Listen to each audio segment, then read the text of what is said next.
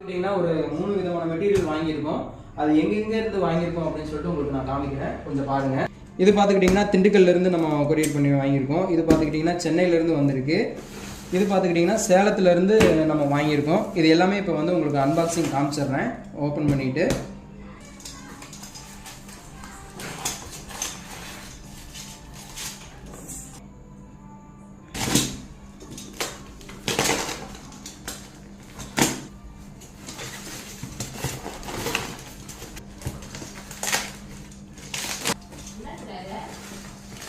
பார்த்துக்கிட்டிங்கன்னா சென்னையிலேருந்து நம்ம வாங்கியிருக்கோம் ஃப்ரெண்ட்ஸ்.